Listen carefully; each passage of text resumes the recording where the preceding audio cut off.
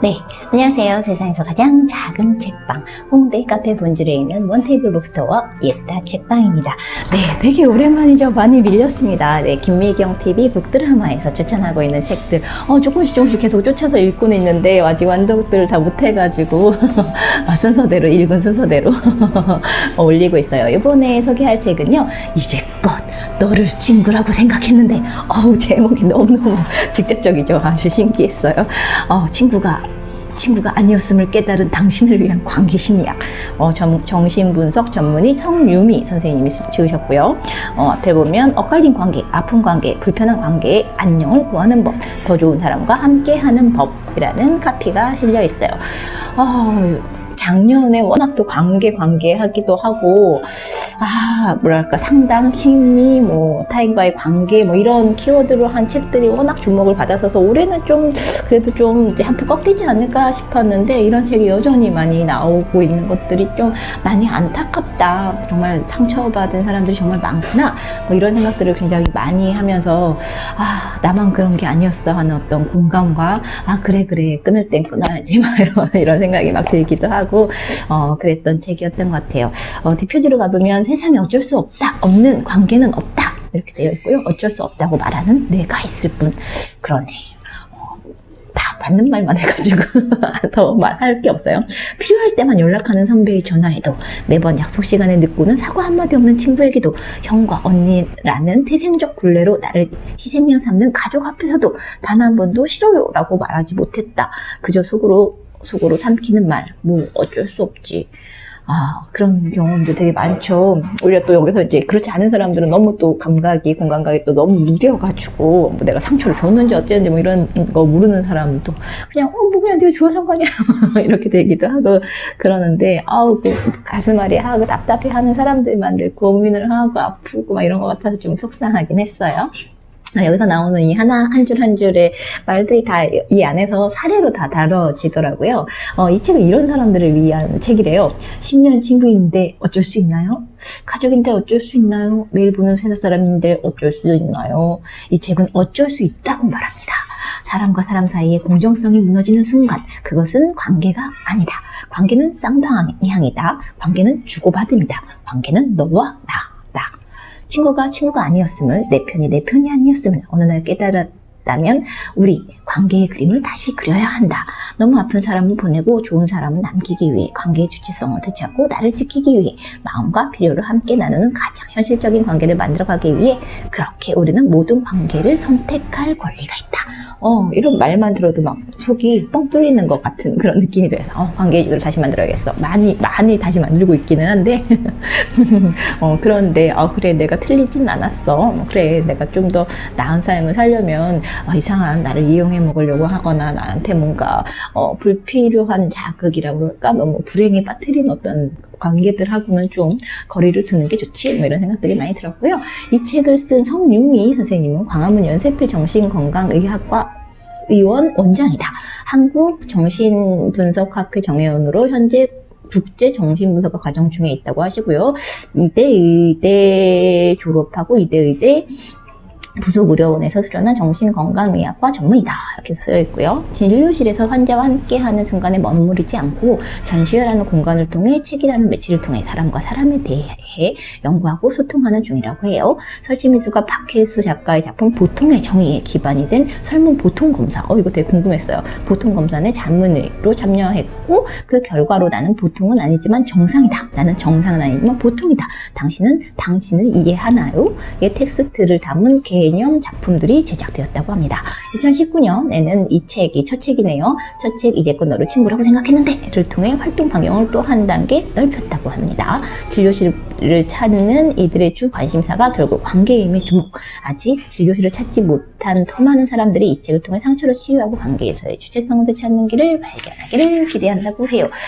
이 책은 김미경 TV에서 일단 먼저 맛보셨을 테니까 그렇고, 차례만 읽어도 사실 이 책에서 담고 있는 어떤 이야기들이, 그렇구나, 이런 생각들이 굉장히 많이 들어요.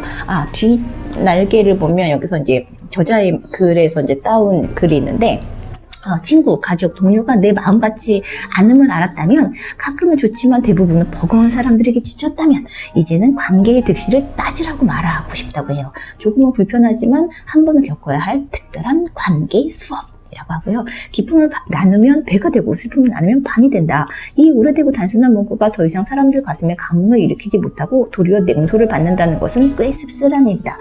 그런 생각 많이 들었어요. 오히려 역설의 문장들이 진실로 와닿을 지경이다. 그만큼 오래된 관계에서 오는 상처와 아픔, 배신의 흔적들은 쉽게 지워지지 않는다. 그저 흉터로 남고 끝나면 다행인데 기어이 삶을 바라보는 눈을 바꾸고 다른 사람을 대하는 마음의 온도를 낮추고야 만다. 맞아 막 그랬어요. 나는 그런 아픔을 가진 사람들이 이 책을 읽었으면 한다. 관계를 새로 시작하려는 사람들에게도 도움이 되겠지만 실은 오래된 관계를 겪어오면서 이모저모로 당한 사람들의 상처에 더욱 주목했다. 그리고 그 너머의 치유 과정, 새로운 인간관계를 향한 도전을 조심스럽게 제안하고 격려한다. 쉽지 않을지 모른다. 하지만 기쁨을 나누면 배가 되고 슬픔을 나누면 밤이 된다는 이 빛발의 문구가 일상의 기적으로 다시 찾아올 수 있음을 나는 이 책을 통해 이야기하고 싶다. 이게 지은이 성유미 선생님의 기획 글을 쓰게 된 의도였고요. 그 마음들이 고스란히 다 전해져 오는 것 같아요. 그리고 제가 책을 그 저자의 말에서 또 따온 게 이런 거였어요. 관계에서 이용의 문제를 다룰 때는 정도의 문제로 접근하는 것이 타당해 보인대요. 일단 막 뒤에 가면 이제 점화 효과라고 해서 이용당했어 막 이렇게 딱 그 말을 쓰는 순간 어디까지가 이용이고 어디까지 나는 그럼 이용하지 않았나 뭐 이렇게 생각하기 쉬운데 어느 정도였냐 이거를 따지는 게 중요하다고 해요. 그러니까 지금까지의 관계를 훼손시키지 않을 수준의 이용인지 그러면 뭐 어느 정도 훼손의 여지가 있겠지만 내 자존감에 타격을 입히는 정도인지 아닌지를 판단한 다음 후속 조치를 해나가면 되는 것이다. 그 과정에서 우리는 그 끝점에 서 있는 극단적인 사람들의 존재, 일면 악성 자기를 가진 사람도 파악할 수 있다. 이런 이야기들이 있어요. 그리고 이 책에 나오는 이제 많은 사례들이 있는데 최대한 실제를 바탕으로 한 것인데 종종 정도를 넘어선 것이 아닌가 싶은 것들도 있다. 독자 여러분이 겪고 있는 상대의 무례함이 이 정도라면 그때는 고민 없이 자기 보호, 이거 중요한 것 같아요. 자기 보호를 최우선으로 한 의사결정을 내리기 바란다. 주의할 것은 이를 위해서라도 먼저 나의 필요가 무엇인지를 명확히 해야 되는데 여기에 대해서는 여러 장에 걸쳐서 다루고 있으니까 책 봐라. 뭐 이런 이야기들이 있어요. 여기서 눈에 많이 들어왔던 부분은 감정이 결정을 내리게 하지 마세요 라는 부분이 있어요. 그 사례들을 이야기하다가 이용당한 경험이 있거나 지금 그런 일을 겪는 중이라면 점화 효과와 의사결정 타이밍에 대해 생각해 보길 바란다 이야기를 하면서 어떻게 얼마만큼의 이용인지 그리고 내가 지금 익혀서 뭐 이렇게 내리고 있는 것은 아닌지 잠시 내려놓고 좀 생각해 본 다음에 이렇게 그 다른 어떤 결정을 한번 해보라고 했고요. 가족하고의 관계에서 이제 문제가 될 때 되게 재미있는 거예요. 가족이니까 뭐 어쩌겠어 뭐 이런 생각들이 하는데 가족은 끊어지지 않으니까 내 뜻대로 인생을 살아도 된다. 남은 이제 사이가 나빠지거나 이렇게 하면 관계가 완전히 단절되는데 가족은 그렇지 않으니까 거절해도 된다. 뭐 이런 이야기들이 쓰여 있어서 또 생각해보니 또 그렇기도 하네. 뭐 이런 끄덕여지는 그런 부분들도 있었었고요. 그러면서 이제 가족에 대한 정의를 이렇게 내리세요. 만약 누군가가 도대체 가족이 뭔가요? 라고 물으면 엄마는 엄마의 짐, 아빠는 아빠의 짐, 형제 자매는 그들의 짐, 그리고 나는 나의 짐을 메고 함께 길을 가는 사이라고 답하겠다. 자기 몫에 맞는 짐을 짊어지는 것, 이것이 가족의 진정한 의미이며 화목으로 가는 최우선 조건이다.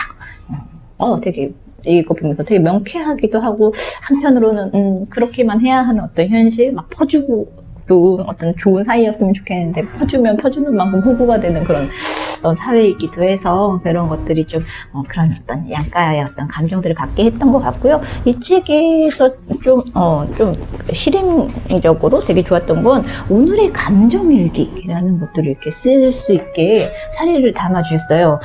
good, 뭐 not bad, bad 해가지고 좋은, 그럭저럭, 나쁨 이렇게 세 가지로 해서 레벨 1, 2, 3, 4 해갖고 매우 좋았던 일, 뭐 그럭저럭 괜찮았던 일, 매우 싫었던 일 이렇게 해가지고 감정일기를 써보라고 하면서 이렇게 샘플로 이런 것들을 이렇게 쓸 수 있어요 라는 것들이 있어요. 오늘의 감정일기 좋음, 뭐 매우 좋았던 일, 계획한 사내 이벤트가 잘 마무리됨, 뭐 이런 것들 레벨 1, 다른 부서보다 잘했다는 상사의 칭찬을 들음, 이 레벨 2, 이번 행사 너무 좋았어요 하는 동료들의 피드백을 받음. 레벨 3, 이벤트를 진행하는 과정에서 보람을 많이 느꼈음. 레벨 4, 큰 사내 행사라 부담이 컸는데 해방되어서 너무나 홀가분함. 그리고 오늘의 감정일기, 배드, 나쁨, 예시로 나왔는데 매우 싫었던 일, 다른 사람을 가지고 노는 친구가 있는데 그에게 욕먹고 싶지 않아 마지못해 동조함. 이런 일 많죠. 레벨 1, 내 팔짱을 끼는 친구를 뿌리치지 않은 일. 이제 저도 예전에 친구가 팔짱 끼는 걸 되게 좋아하는 친구가 있었는데 저는 그런 거 잘 뿌리치고 나 너무 귀찮아 막 이렇게 불편해 막 그러면 애가 굉장히 섭섭해했던 친구가 있었는데 그 친구가 떠오르더라고요. 레벨 2, 그냥 다른 사람을 괴롭히는 친구 자체가 싫다. 레벨 3, 싫다고 하면서도 같이 어울리는 내가 더 싫다. 이렇게 뭔가 싫은 어떤 감정이나 관계를 갖고 가서 가장 안 좋은 게 이건 것 같아요. 자기 자신에 대한 어떤 혐오까지는 아니더라도 자기를 자꾸 뭔가 상처를 내게 되잖아요. 레벨 4, 언제까지 친구의 비율을 맞춰야 하는지 이런 상황이 너무 답답하다. 뭐 이런 것들이 있어요. 그래서 이런 이야기들이 잔뜩 실려있는 책이니까요. 혹시 관계에 내가 호구인가? 나 저 사람 너무 싫은데 어떻게 해야 되지? 이 관계를 결단이 필요한 순간 한번 읽어보면 좋을 책인 것 같아요. 네, 오늘은 여기까지.